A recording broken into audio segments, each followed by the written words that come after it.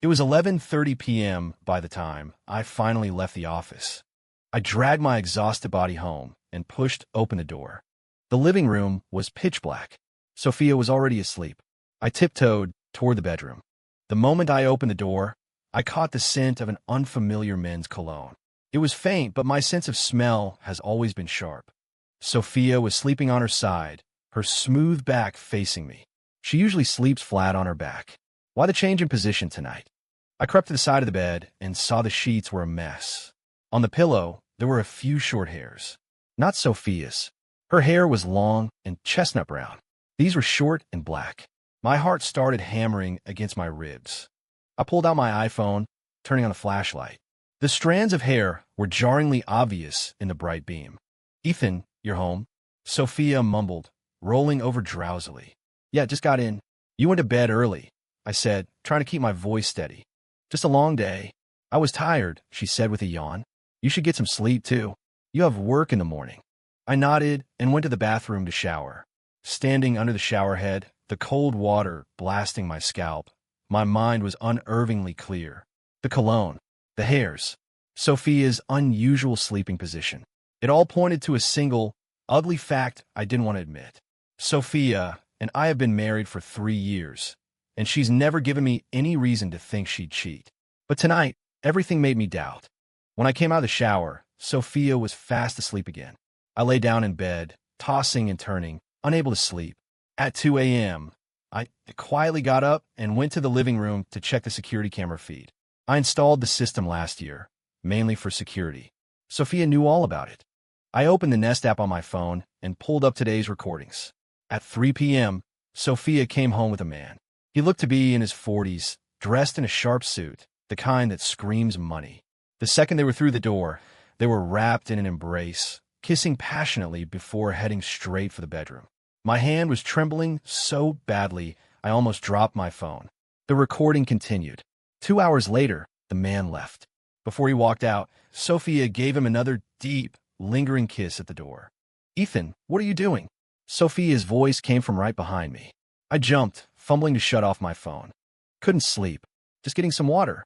"Well, come back to bed. You've got work tomorrow," she said, coming over and wrapping her arm around mine. Her body heat, a feeling that once brought me so much comfort, now just made my skin crawl. "Okay, I'll be right there." Back in bed, Sophia fell asleep again almost instantly. I didn't sleep at all. The next morning, Sophia got up and made breakfast like nothing was wrong. "Honey, I might be home late tonight. We've got a project at work that needs some overtime." "Okay, just take care of yourself," I said, my face a blank mask. "What's wrong?" "You look awful." "Nothing. Just didn't sleep well." Sophia reached out and touched my forehead with concern. "Well, try to get some rest tonight."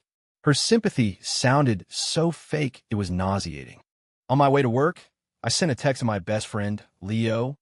"You free for lunch? I need to talk to you about something." "What's up?" "Sounds serious." "I'll tell you when I see you." At noon, I met Leo at a coffee shop near our office. "What's going on, man?" "You look like you've seen a ghost," Leo asked as soon as he sat down. I told him everything I discovered last night. As he listened, his expression grew grim. "Are you sure you saw what you saw? The security footage is right here." I handed him my phone. After watching the video, Leo slammed his hand on the table. "That bitch. Ethan, what are you going to do?" "I don't know yet," I said with a bitter smile. 3 years of marriage. Gone just like that. Dude, you can't just let this go. She betrayed you. She has to pay. I know, but I need more proof. So how are you going to get it? I thought for a moment. Starting today, I'm going to watch her every move. Need my help? Not yet. Let me try on my own first. Back at the office that afternoon, I Googled every method for investigating a cheating spouse. GPS trackers, chat logs, phone records, credit card statements. I decided to start with the easiest target. When I got home that evening, Sophia, as expected, wasn't back yet. I opened her MacBook, hoping to find a clue. It was password protected. I tried a few of her usual passwords, but none worked. Her password used to be my birthday. She'd changed it. I tried her birthday, our anniversary, nothing. Just as I was racking my brain, I heard footsteps outside the door. Sophia was home. I quickly closed the laptop and pretended to be watching TV. "Honey, I'm back," Sophia said, sounding cheerful. How was work? Tiring. It was okay. We finally got the project wrapped up, she said, sitting next to me. Did you eat? Yeah, got some DoorDash. Good, because I'm too tired to cook. Sophia went to take a shower. I used the opportunity to check her purse. Inside, I found a hotel receipt dated for 4 p.m. today. The Sterling Grand Hotel. A deluxe suite. The charge was $2, $800. I took a picture of the receipt with my phone, then placed it exactly where I found it. Sophia came out of the bathroom wearing a sexy nightgown. You worked so hard today, honey, she cooed, wrapping her arms around me. But the thought of her touch made me feel sick. I'm pretty tired. I think I'm just going to turn in. Okay, let's go to bed then. Lying in bed, Sophia was out in minutes. But I stayed up, phone in hand, and started digging into the identity of the man from the video. I took a few clear screenshots from the security footage. Then, using Google's reverse image search, I finally got a hit. The man's name was Richard Sterling. He was the CEO of Sophia's company. 42 years old, married, with a son. The more I read, the angrier I got. Sophia was sleeping with a married man, her own boss. No wonder she was working late all the time. She was spending her evenings with this old bastard. I saved screenshots of all of Richard Sterling's information. Then, I started to formulate my plan for revenge. If she wanted to betray me, she shouldn't be surprised when I show her no mercy. I was going to make her pay the price. The next morning, I went to work as usual, but my mind was anywhere but on my job. I needed to get more evidence. At lunch, I told my manager I had a bank appointment, but instead, I drove straight to the Sterling Grand. Hi, I was hoping to check the registration records for yesterday afternoon, I said to the woman at the front desk. Sir, for guest privacy, we can't release that information. I understand, I said, launching into my prepared lie. It's just that my wife lost her wallet yesterday, and we think she might have left it here. If you can provide a room number, I can have our housekeeping department check for you. I don't know the room number, but I know the approximate time. It was around 4:00 p.m. The receptionist gave me a hesitant look. Sir, without a room number, there's really nothing I can do. I thought for a second, then pulled 5 crisp $100 bills from my wallet. I would really appreciate any help you could give me. This is just a small token for your trouble.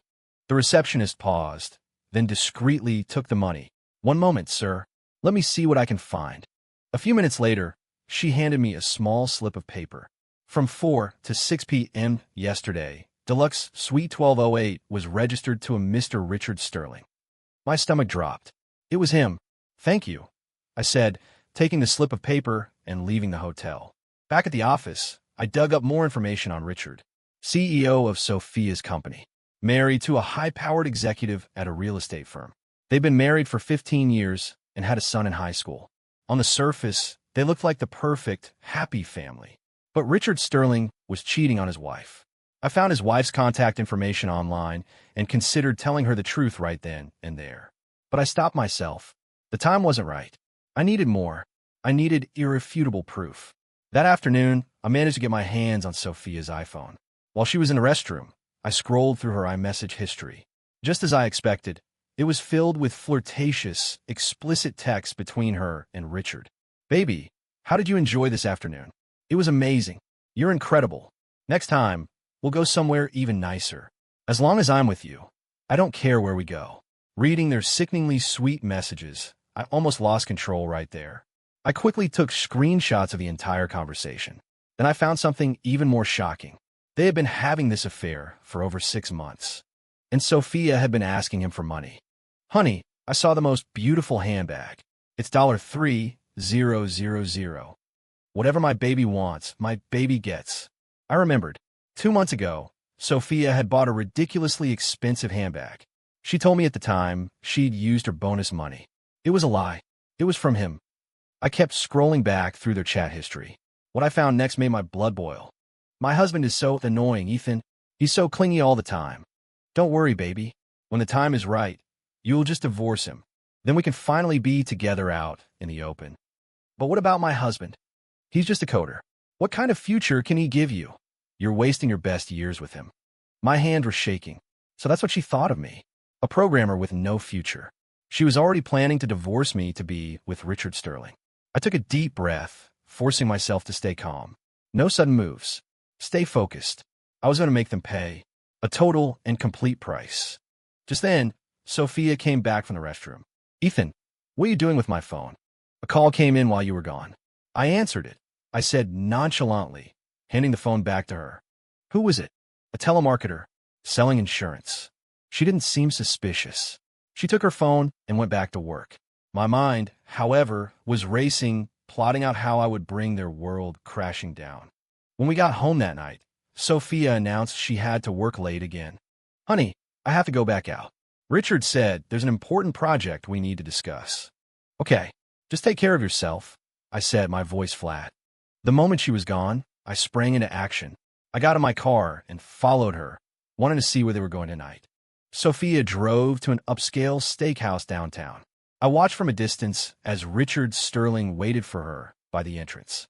The moment they saw each other, they embraced and kissed, not caring who saw them. I raised my phone and recorded the entire scene. They went inside. I followed, taking a table in a dark corner where I could see them without being seen. Richard ordered a parade of expensive dishes for Sophia. They laughed and talked, and she was so gentle and attentive, a completely different person from the woman I lived with. I kept my phone recording, capturing every single moment. After dinner, they went to a nearby hotel. I didn't follow them in this time. I knew exactly what they were going to do. I waited outside the hotel for 2 hours. At 10:30 p.m., they finally came out. Richard walked Sophia to her car in the garage, where they shared another long, dramatic goodbye. I recorded it all. Back home, I organized all the evidence I had collected. The text messages, the hotel registration, the videos from tonight. The chain of evidence was complete. It was ironclad. Now it was time to act. I opened my laptop and started drafting a detailed report. The subject line, regarding the adulterous affair between CEO Richard Sterling and his subordinate, Sophia Hayes. I was going to send this file to Richard Sterling's wife. Let her see what kind of man her husband truly was. At the same time, I was going to send it to their company's board of directors. Let them know about their CEO's moral failings. And I was also going to send it to Sophia's parents. Let them know what their daughter had been up to. After I finished compiling the document, I checked it one more time. Every detail had to be perfect. Tomorrow, my counterattack would begin. Sophia, Richard, just you wait. Betrayal comes at a cost. And that cost is going to be far higher than you could ever imagine.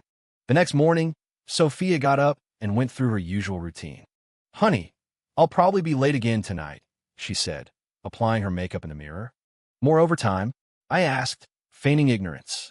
Yeah, we're just swamped with projects right now, she replied without looking at me. I watched her meticulously put on her face, and a cold sneer formed in my heart. An hour every morning to look good for Richard Sterling. She never put in that kind of effort when she was just at home with me. Well, don't work too hard, I said, faking concern. I know, she said, grabbing her purse. Oh, and you're on your own for dinner tonight.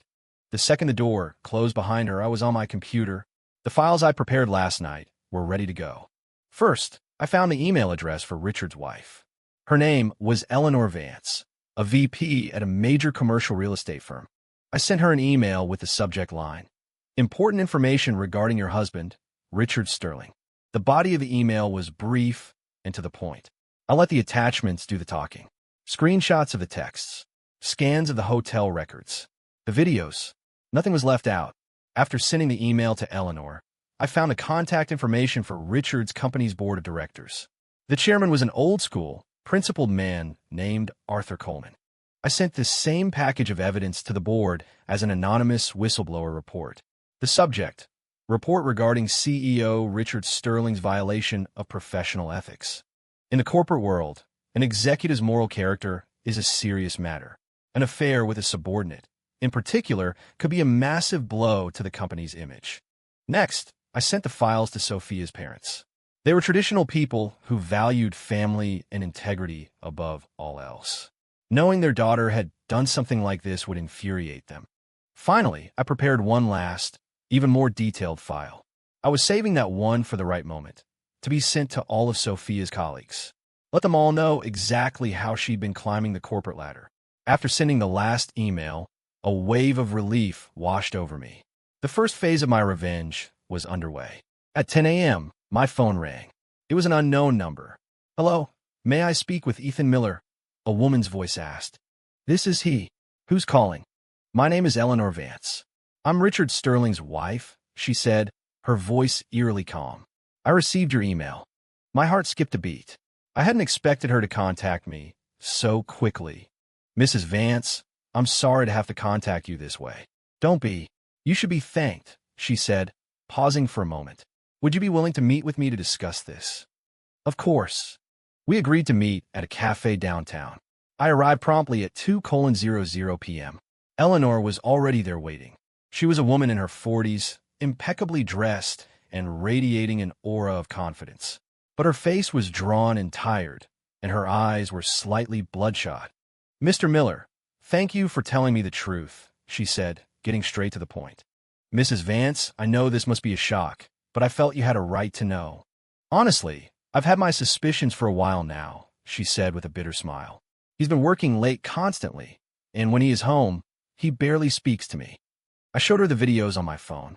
As she watched, the tears she'd been holding back finally began to fall.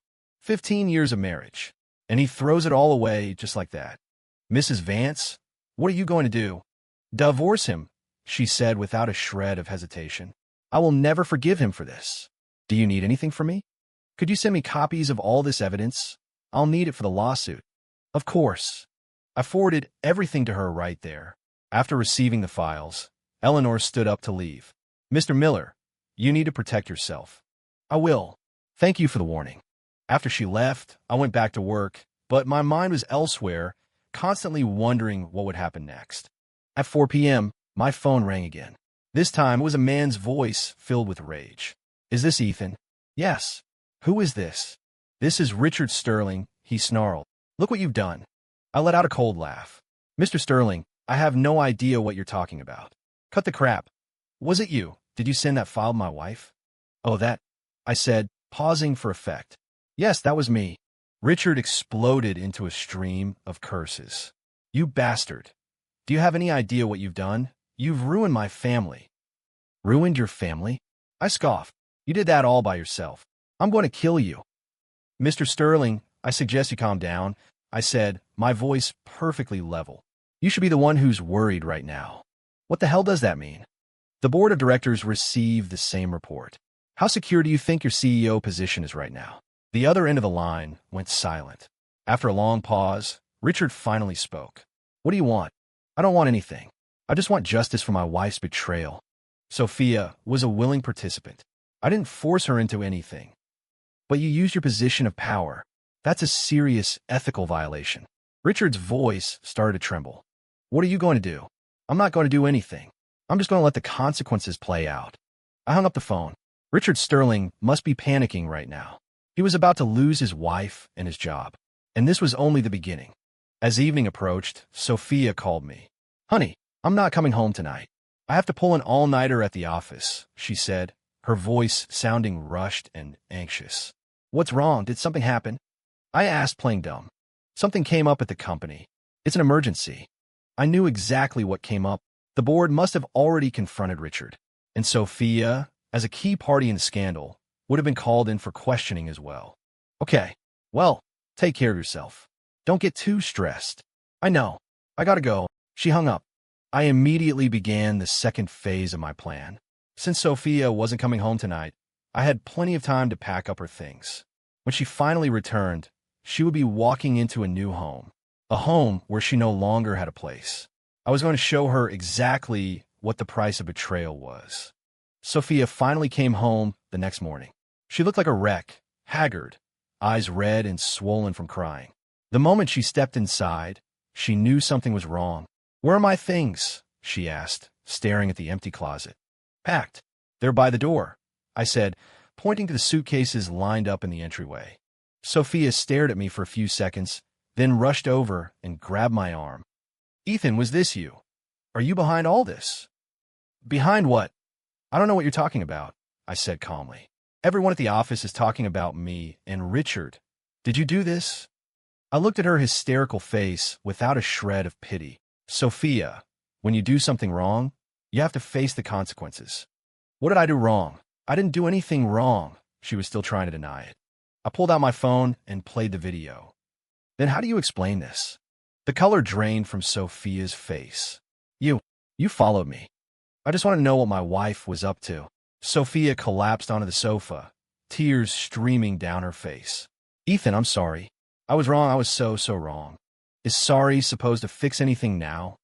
Please, just give me one more chance. I swear it will never happen again. I laughed a cold, bitter sound. Sophia, do you know what I heard you say yesterday? What? You and Richard, talking about how I'm just a programmer with no future. Sophia's face turned an even paler shade of white. I didn't mean it like that. You also said you were going to divorce me, so you could be with him out in the open. That was just talk. I wasn't serious. Just talk. I stood up, looming over her. For 6 months, every single day, was that all just talk? Sophia was speechless. She knew her lies had been completely exposed. Ethan, can we please start over? She begged, grabbing my hand. I'll do anything to make it up to you. I pulled my hand away. It's too late, Sophia. You really can't forgive me? If you were me, could you forgive someone who betrayed you for over 6 months? She had no answer. Get your things and get out, I said, my voice like ice. This is our home. You can't kick me out. This apartment is in my name. I bought it before we were married. Your name isn't on the deed. Sophia looked utterly defeated. She knew she had no leverage, no way back. Where am I supposed to go? You've got Richard Sterling, don't you? Go to him. He can't even take care of himself right now. How is he supposed to take me in? I laughed mockingly. So you're finally seeing him for what he really is. Sophia started sobbing harder. Ethan, please don't do this to me. When you were betraying me, did you ever stop to think about how I would feel? I know I was wrong. If knowing you were wrong was enough, we wouldn't need laws. I walked to the door and opened it. Please leave, Sophia. Seeing the finality in my expression, Sophia knew that begging was useless. She wiped her tears and started gathering her suitcases. Half an hour later, she was dragging her luggage toward the door. Ethan, I'm not giving up, she said, pausing in the doorway. I'm going to find a way to save our marriage. Whatever you want, I said coldly. But you're never coming back to this home. With that, I shut the door. Through the window, I saw her standing on the sidewalk for a long time, frantically making calls, probably looking for a place to stay. I took out my phone and texted Leo. Phase 1 complete. She's out of the house. Damn, man. You're ruthless. What's next? Now we just watch the show. That afternoon, I got a call from my company's HR department. Mr. Miller, we need to confirm something with you. What is it? It's regarding the employment of your wife, Sophia Hayes. What about her? She has been terminated from the company. I felt a surge of triumph, but kept my voice steady, feigning shock. What? Violation of company policy. An inappropriate relationship with a superior. What about Richard Sterling? Mr. Sterling has also been removed from his position by the board of directors. After I hung up, I couldn't help but let out a laugh. In a single day, Sophia had lost her home and her job. She had nothing, and Richard Sterling had lost his job and his family. This was the price of betrayal. That evening, I was cooking dinner when the doorbell rang. I opened it to find Sophia's parents. Ethan, we heard you and Sophia had a fight. Sophia's mother asked. It was clear Sophia hadn't told them the truth yet. Yes, we did, ma'am. It's normal for young couples to have disagreements, her father said. Where's Sophia now? I handed them my phone. You should see for yourselves. On the screen were the text messages between Sophia and Richard. As they read, the color drained from their faces, replaced by a deep, angry flush. That ungrateful child, her father seethed, stamping his foot. Ethan, we are so sorry. We failed to raise her right, her mother said, her eyes welling with tears. Ma'am, this isn't your fault. We support you divorcing her, her father said through gritted teeth. We don't want a daughter like that. After Sophia's parents left, I felt even more vindicated. Even her own family wasn't on her side. Who could she possibly turn now? Later that night, I got a call from Eleanor Vance. Mr. Miller, thank you again for the evidence. How are things going? My lawyer says I have an airtight case. I'll not only get the divorce, but I should be able to secure the majority of our assets. That's great news. Richard is acting like a madman. He won't stop calling, begging me to forgive him. Will you? Never, she said, her tone firm. Betrayal is betrayal. There are no second chances for that. After hanging up, I started thinking about the next phase. Sophia and Richard had already paid a heavy price. But it wasn't enough. I needed them to understand the true, devastating consequences of betraying someone. Especially Sophia. She had made me suffer for so long. Now it was her turn, and her suffering had only just begun. A week later, I ran into Sophia at the mall. She had lost a lot of weight. Her hair was a mess, and she was wearing cheap, worn-out clothes. The polished, sophisticated woman she used to be was completely gone. Her eyes lit up when she saw me, and she hurried over. "Ethan, I finally found you. What do you want?" I asked coolly. "I need to talk to you." I glanced at my watch. "Fine. You have 10 minutes. We sat down at a Starbucks inside the mall. Sophia ordered the cheapest coffee on the menu. "Ethan, I've done a lot of thinking this past week. And I know I hurt you, and I'm willing to spend the rest of my life making it up to you." I let out a derisive laugh. "Make it up to me with what? You have nothing. I could get a new job.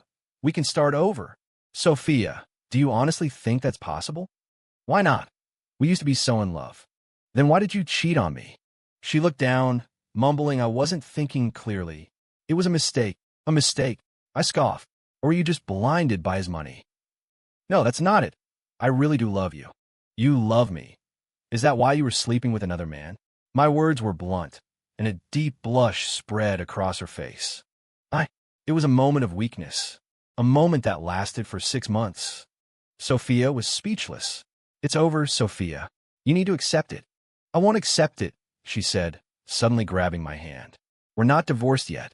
Legally, I'm still your wife." I yanked my hand away. "Then we'll go file the papers tomorrow." "I won't agree to a divorce." "It doesn't matter if you agree. I have more than enough evidence of adultery." Tears started streaming down her face again. "Ethan, please, just give me one more chance." "A chance? You used up all your chances." I stood up to leave. "Wait," Sophia called out. "Richard, was that really you who exposed him? What if it was? You ruined his family. You destroyed his career. He got what he deserved. You're too cruel." I turned back to face her. "Cruel? Sophia, do you have any idea how I felt the moment I found out the truth?" She said nothing. It felt like someone was taking a knife and carving up my heart over and over again. I know I was wrong. And now, I'm just letting you two feel a fraction of that pain. When will your hatred ever end? I thought for a moment. Maybe never. With that, I walked out of the coffee shop. I could hear her sobbing behind me, but I didn't look back.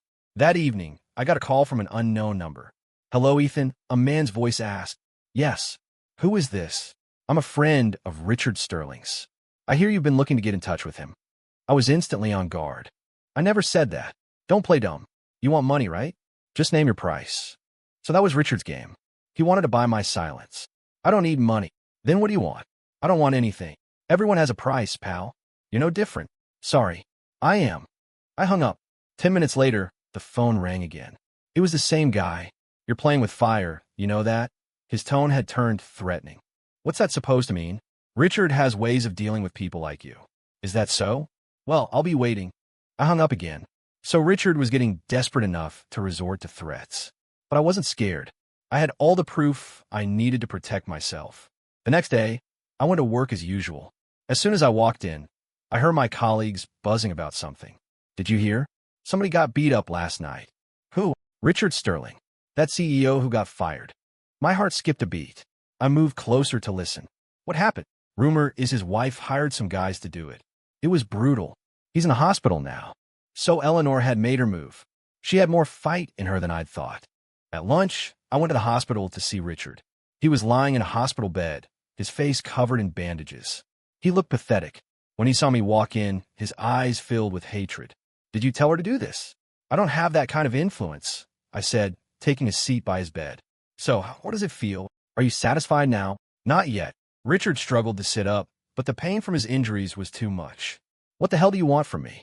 "I want to watch as you both destroy everything you've built." "You're a psycho." "A psycho?" I sneered. "You two are the ones who made me this way." "I can give you money." "A lot of money." "I told you I don't want your money." "Then what do you want?" "I want you to feel regret. A deep, soul-crushing regret." A flicker of fear appeared in Richard's eyes. "You know," I said, standing up, "I've been sleeping great lately. Because I know you're both suffering. You're going to get what's coming to you. I guarantee you it will be better than what's coming to you." Leaving the hospital, I felt a grim sense of satisfaction. Richard and Sophia were both in agony. This was the price of their betrayal. When I got home that night, I found someone waiting for me at my door. It was a young, attractive woman who looked vaguely familiar. "Hello, are you Ethan Miller?" "Yes. And you are?" "My name is Chloe Davis. You consulted with me a while back." Then I remembered. She was the lawyer I had contacted. "Ms. Davis, what are you doing here so late? I wanted to talk to you about the case's progress." I invited her upstairs. "Can I get you something to drink?" "Just water is fine." I poured her a glass of water and sat down across from her. "So what's the update?" "Your case is very strong. The other party has no grounds to contest anything." "So how long until it's finalized?" "If things move quickly, maybe a month." I nodded. "That's great." Chloe looked at me, hesitating for a moment. "Is something wrong?" "Mr. Miller, I don't think you need revenge right now. I think you need a fresh start." "What do you mean?" "Hate destroys a person, Mr. Miller. You can't live in this pain forever." I looked at Chloe. Her eyes were sincere. "You're right, but I can't stop." "When will you be able to?" "Maybe when they've truly paid the price." Chloe sighed. "If you keep going down this path, the only person you'll end up hurting is yourself." Maybe she was right. But right now, revenge was the only thing I knew how to do. 2 days later, Sophia was waiting for me outside my office building. She looked even more haggard than before. The last few days had clearly taken their toll. "Ethan, I've been waiting for you. If you have something to say, say it. I want to beg you one last time. Let's get back together." I looked into her desperate eyes and felt nothing. "Sophia, there is no us anymore. It's over. I can change. I can be a better person. It's too late." "Then what do you want from me? Do you want me to die?" she suddenly shrieked, her voice cracking with emotion. "I don't want you to die." "Then why are you doing this to me?" "I'm just making you face the consequences of your actions." Suddenly, Sophia dropped to her knees on the sidewalk. "Please, I'm begging you. Forgive me." People walking by were starting to stare, pointing and whispering. I felt a hot flush of embarrassment. "Get up. Don't make a scene." "Not until you forgive me." I looked down at her, my expression cold. "Suit yourself." I turned and walked away. I could hear her crying and shouting my name behind me, but I didn't look back. Back in my office, my colleagues were looking at me strangely. "Ethan, who was that woman?" "My ex-wife." "Wow, she seemed pretty desperate." "Desperate?" I sneered. "She deserves it." My harsh tone shocked them into silence. No one asked any more questions. That afternoon, I got a call from Sophia's father. "Ethan, did Sophia come to see you?" "Yes, she did. She's staying with us now. And she cries all day," he said, his voice heavy with exhaustion. "We can't get through to her. That's her choice." "Ethan, I know what she did was wrong, but I think she truly regrets it now. If regret was enough, we wouldn't need a legal system." Her father sighed. "We old folks can't keep up with you young people's problems. You don't need to get involved. This is her life, and she needs to take responsibility for it." After hanging up, I tried to get back to work, but my mind was elsewhere. I had to admit, Sophia's desperation had shaken me a little. But then I remembered the image of her laughing with Richard Sterling, and my heart hardened again. Betrayal is betrayal. There's no excuse for it. When I was leaving work that evening, I saw Sophia waiting across the street again. This time, she didn't approach me, just watched me from a distance. I pretended not to see her and walked straight to my car. As I drove past, I caught a glimpse of her in my rearview mirror, wiping away tears. I didn't stop. That night, eating dinner alone, Chloe's words echoed in my head. Maybe she was right. Maybe hatred really was destroying me. But I couldn't stop. I felt like I was on a train that had lost its brakes. I needed to see Sophia completely broken, just as I had been. Just then, my doorbell rang. I opened it to find Chloe standing there. "Ms. Davis, you're here again." "I was worried about you," she said directly. "Worried about what?" "That you're being consumed by your anger." I let her in. "You don't need to worry about me. I'm fine." "Are you really?" she asked, studying my face. "Your eyes are full of hatred." I had no response. She was right. For weeks, hatred was all I had felt. "Mr. Miller, what kind of person were you before all this?" "What do you mean?" "I mean, before this happened, who were you?" I thought for a moment. "A regular guy. I worked hard. I was a good friend, a good husband." "Do you want to be that person again?" "I can't," I said with a bitter laugh. "After something like this, you change." "So, You plan to be like this forever? I don't know. Chloe looked at me, her gaze gentle. You know, the first time I met you, I could tell you weren't the kind of person who seeks revenge. People change, but their core nature doesn't, she said, standing up. Mr. Miller, I hope you can find your way back to the person you really are. After Chloe left, I sat alone in my living room for a long time. Her words had forced me to reflect. Was getting revenge on Sophia really making me happy? Over the past few weeks, I had certainly watched her suffer, but it hadn't brought me any peace. In fact, I felt angrier, more miserable than ever. Maybe Chloe was right. Maybe this hatred was destroying me. But still, I couldn't stop. I needed to see Sophia completely defeated, utterly remorseful. Only then, I thought, would the fire inside me finally burn out. The next morning, I walked into the office and heard the news. Richard Sterling had attempted suicide last night. He had been found in time and rushed to the hospital, but he was in critical condition. The news left me with a complicated mix of feelings. I never thought he would go that far. At lunch, I went to the hospital to see him. He was in the ICU, looking frail and weak. Through the glass, I stared at the man who had once been a powerful, untouchable CEO. Now he was just a broken middle-aged man. "Are you a friend of Mr. Sterling's?" a nurse asked me. "Something like that. He's in a very delicate state. If you have time, you should visit him often." I nodded but didn't go in. Seeing Richard's fate made me question my own actions. Had my revenge gone too far? But then I thought of Sophia's betrayal, and my resolve hardened. They deserve this. When you betray someone, you have to face the consequences. Even if those consequences are fatal, it's a choice they made. Leaving the hospital, my mind was a mess. My revenge was almost complete, but I didn't feel the victory I had expected. Instead, all I felt was a profound, soul-crushing emptiness. News of Richard's suicide attempts spread quickly. Sophia heard about it, too. She came to find me that night, looking more frantic than ever, her eyes wide with terror. "Ethan, Richard tried to kill himself." "I know. It's because of you," she accused, pointing a trembling finger at me. "You drove him to this." "I didn't force him to do anything. If you hadn't reported him, he wouldn't have lost his job, he wouldn't have gotten divorced, and he wouldn't be in a hospital bed right now. And did you ever stop to think that if you two hadn't betrayed me, none of this would have happened?" My question shut her down. "Are you happy now?" she sobbed. "You've ruined us." "Ruined you?" I scoffed. "You ruined yourselves. This isn't who you are, Ethan." "Maybe not, but you two turned me into this." Sophia stared at me, at the stranger I had become, and her despair deepened. "What will it take for you to stop? I haven't done anything to you. I just exposed the truth." "Exposed the truth. This is revenge." "So what if it is?" I finally admitted. "When you were cheating on me, did you ever once think about how I would feel? We know we were wrong. And is that supposed to be enough?" Sophia suddenly rushed forward and threw her arms around me. "Please, just stop this. Richard is already on the verge of death. What more do you want from me?" I pushed her away. "I don't want anything from you." "Then why won't you forgive me?" "Because I can't." It was the first time I'd said it so plainly. Sophia froze. "You really can't?" "No, I can't. So there's really no chance for us?" "No chance." Tears streamed endlessly down her face. "Ethan, I regret it so much." "Does regret change anything?" "Then what do I have to do to earn your forgiveness?" "There's nothing you can do." Sophia was completely broken. She looked at me, her eyes filled with a pain that mirrored my own. "Okay," she said, wiping her tears. "I understand." Her voice was calm now, resigned. "Ethan, I won't bother you anymore. You figured it out?" "I have," she said quietly. "Let's get a divorce." Hearing those words, I felt a strange, complicated pang in my chest.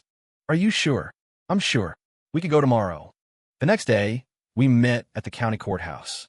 The process was quick and impersonal. In less than an hour, it was done.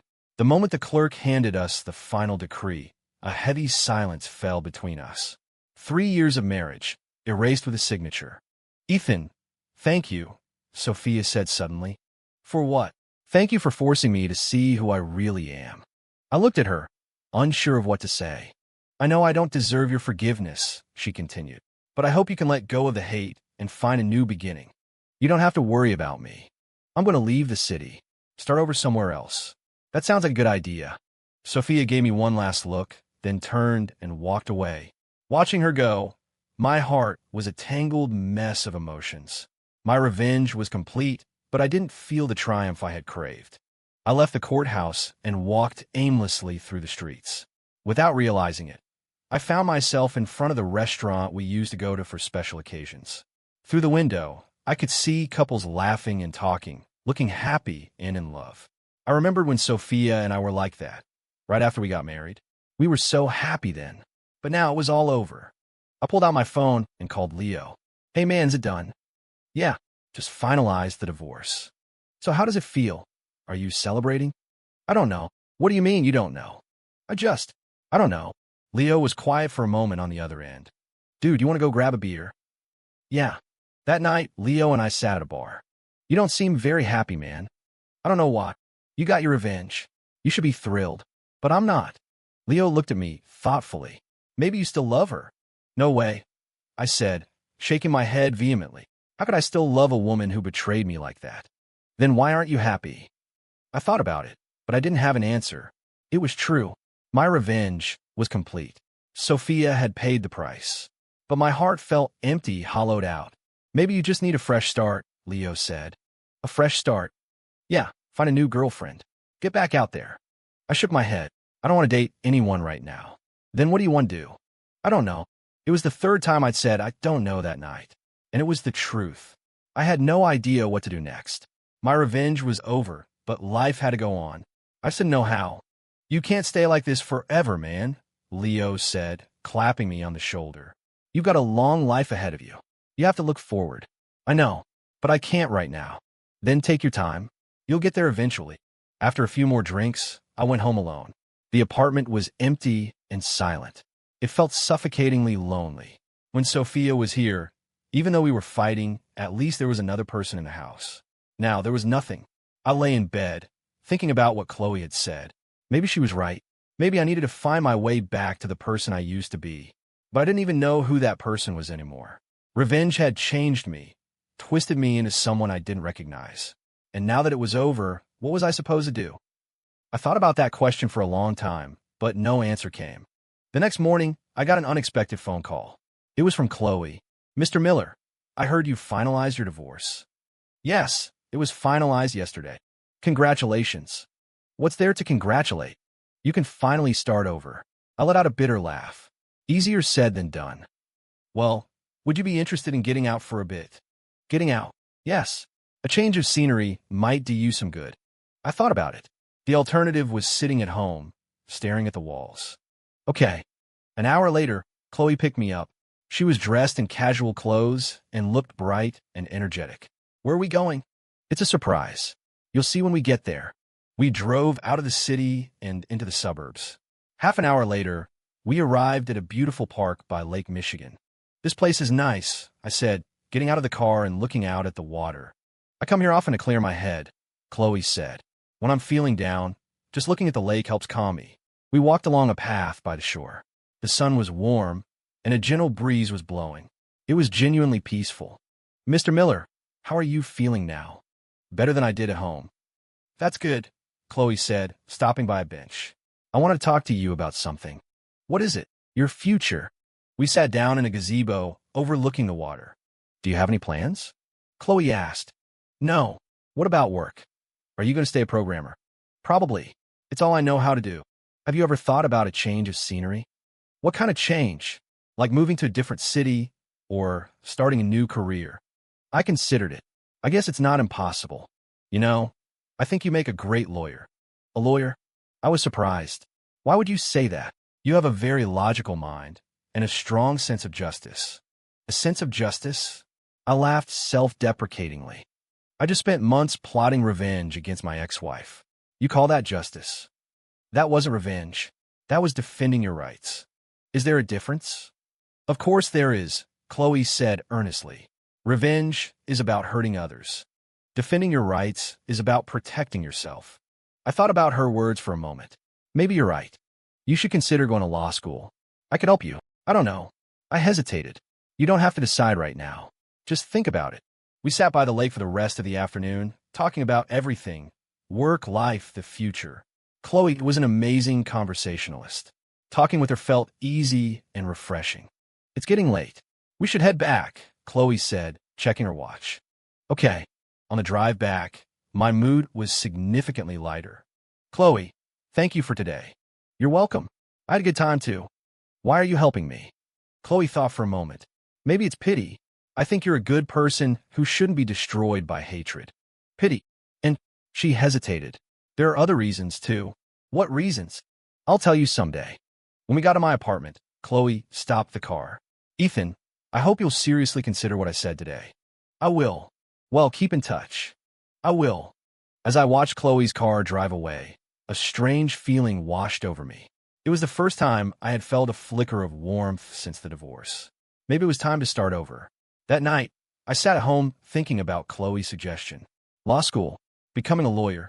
The idea was completely new to me, but it wasn't out of the question. I did some research online and found that the legal field was fascinating. And after everything I had just been through, I had a much deeper appreciation for the law. Maybe this really was a new beginning. I picked up my phone and sent Chloe a text. Thank you for your suggestion today. I'm going to seriously consider it. She replied almost immediately. You're welcome. If you need any help, just let me know. Okay. Good night. Good night. Putting down my phone, I felt a sense of peace for the first time in a long time. Maybe it was time to let the hatred go. Maybe it was time to start over. The next morning, I woke up in an unusually good mood. It had been a long time since I'd felt this way. I started seriously researching a career change. Law school would take a long time, but I was still young. I had time, and after everything that had happened, I had a new understanding of what justice meant.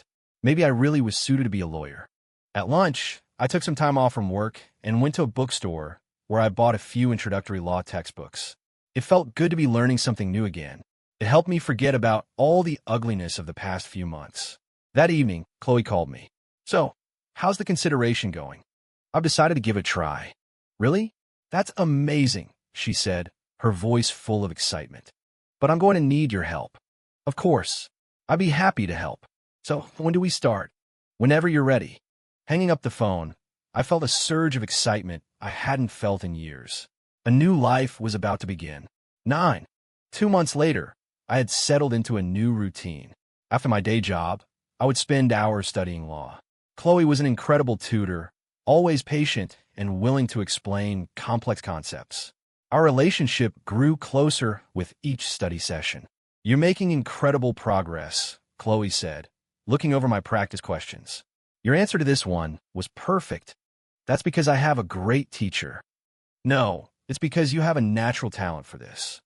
We were studying in a coffee shop, and for a moment, it felt like we were a couple back in college. Chloe, can I ask you a question? Of course. That day, you said there were other reasons you were helping me. What were they? A faint blush appeared on Chloe's cheeks. Are you sure you want to know? I do. Because I like you. Her answer caught me by surprise, but it was a pleasant one. Since when? Since the first time we met. Why? I don't know how to explain it. I just had a feeling that you were a good, dependable person. I looked into Chloe's sincere eyes and felt a warmth spread through my chest. But I just got divorced. I don't mind, she interrupted. I'm willing to wait until you're ready. I reached across the table and took her hand. Actually, You what? I kind of like you too. Chloe smiled, a bright, beautiful smile. So, does that mean we both like each other? I think it does. From that day on, we started dating. Being with Chloe made me feel the joy of love again. She was gentle, understanding, and thoughtful. Most importantly, she helped me forget the pain of the past. 3 months later, I passed the written portion of the bar exam. Congratulations, Chloe exclaimed, throwing her arms around me. I couldn't have done it without you. No, this was all you. You worked so hard. So, should we celebrate tonight? Of course. What do you have in mind? A fancy dinner. And then, I said with a mischievous grin. And then what? She asked, her cheeks turning pink. And then we'll see how the night goes. We went to one of the best restaurants in the city. As we were eating, I saw a familiar figure across the room. It was Sophia. She had lost even more weight and had cut her hair short. She looked worn down, but her spirit seemed brighter than the last time I'd seen her. She was sitting alone in a corner, quietly eating her dinner. What is it? Chloe asked, noticing my distraction. It's my ex-wife. Chloe followed my gaze. That's her. Yeah. Do you want to go say hello? I thought about it. No, it's probably better not to. But just then, Sophia looked up and saw me. She froze for a moment, then stood up and walked over to our table. Ethan.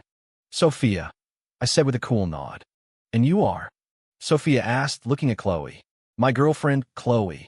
A flicker of something, pain, maybe, crossed Sophia's face, but she quickly masked it. It's nice to meet you, she said to Chloe. You too, Chloe replied politely. Ethan, congratulations on finding happiness again, Sophia said with a forced smile. Thanks. I heard you're studying law. I am. That's great. You were always so smart. The silence that followed was awkward. Well, I won't disturb you too, Sophia said, turning to leave. Wait, I called out. How are you doing? I'm okay. I'm working in sales for a small company now. That's good. Ethan, thank you. For what? Thank you for helping me realize who I really am, she said, her gaze surprisingly sincere. I'm a better person now than I was before. With that, she turned and walked away.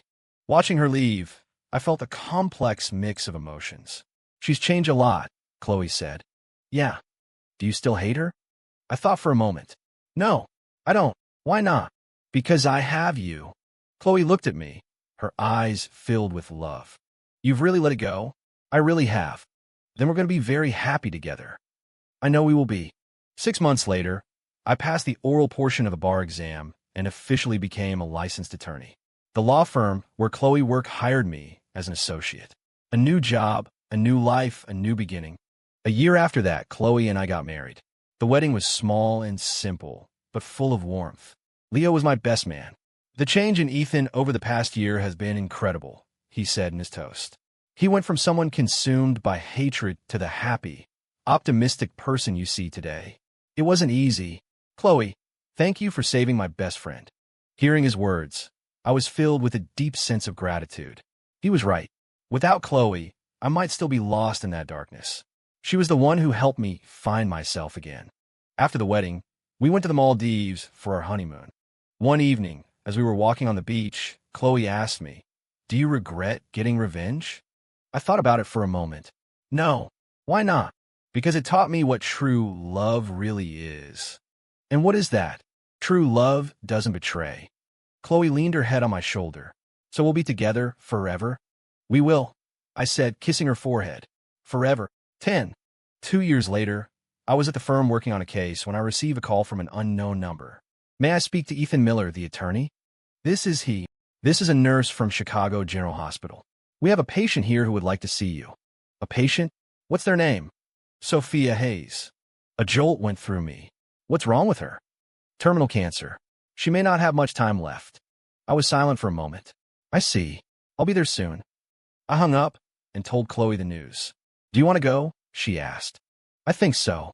Then I'll go with you. No, it's okay. I should do this alone. An hour later, I arrived at the hospital. Sophia was lying in a bed, her face as pale as the sheets. She was so thin, she was almost unrecognizable. The beautiful woman she once was had been completely erased by her illness. When she saw me walk in, she managed a weak smile. Ethan, you came? I heard you were sick. Yes. Stage 4 stomach cancer, she said, her voice surprisingly calm. The doctor said I have a few months at most. I didn't know what to say. Ethan, thank you for coming to see me. We were married once, after all. Yes, we were, she said, a nostalgic look in her eyes. Even though I was the one who destroyed that marriage. It's all in the past. Ethan, there are some things I need to say to you. Go ahead. Over the past 2 years, I've done a lot of thinking, Sophia said, her voice barely a whisper. I've finally understood a lot of things. What things? Why I betrayed you. I listened quietly. It wasn't because Richard had money or because of his status. Then why? It was because of vanity, she said with a bitter smile. I wanted a life that other people would envy. I wanted to be at the top. And now I understand that true happiness is simple, she said, looking at me. It's just being with the person you love, living a quiet, ordinary life. Do you regret it? I do, she said without hesitation. More than anything. Regret betraying me? I regret losing the one person in this world who truly loved me. Hearing her words, my heart ached with a complicated sorrow. Ethan, Can you forgive me? I looked at Sophia, lying on her deathbed, and the last traces of resentment I held for her simply dissolved. I forgive you. Tears rolled down Sophia's cheeks. Thank you. You should focus on getting better. Maybe there's still hope. There's no hope, she said, shaking her head. The doctors were very clear. Is there anything you want? Any last wishes? There is one. What is it? I want to meet your wife. Why? I want to apologize to her in person. Apologize? My betrayal hurt you so deeply. It turned you into someone so full of pain. She paused, taking a breath. She was the one who healed you. I should thank her for that. I was genuinely moved by her words. I'll ask her. If she doesn't want to come, I understand. The next day, Chloe and I went to the hospital together. When Chloe saw Sophia, she was visibly taken aback. She's changed so much.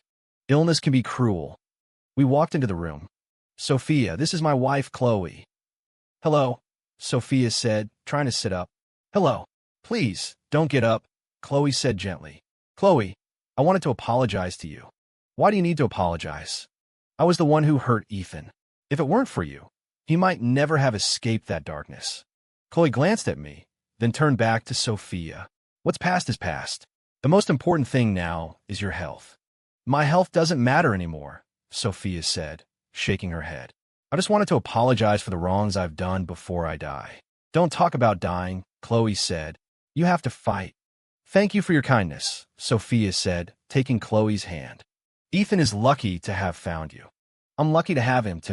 The conversation between the two women moved me deeply. Chloe's compassion, Sophia's remorse. They both show me the beautiful side of human nature. 3 months later, Sophia passed away. Before she died, she wrote me a letter. Ethan, by the time you read this, I'll be gone. I want to say I'm sorry one last time. Betraying you was the biggest mistake of my life. I lost the person who loved me most in this world, and I lost my chance at true happiness. But I don't blame you for the revenge you took. It was a consequence I deserved. Seeing you happy now brings me peace. I hope you and Chloe will be happy together forever. And I hope you can completely forget me and all the unpleasant things of the past. Start fresh and live a good life. That is my final wish. With love, Sophia. Reading the letter, I couldn't stop the tears from falling. Not because I still loved her, but for the loss of a life and for the final, definitive end of a chapter in my own. I didn't attend Sophia's funeral, but in my heart, I prayed for her. I hoped that she could find true peace in the next life. From that day forward, I completely let go of the past. Together with Chloe, I began my new life. And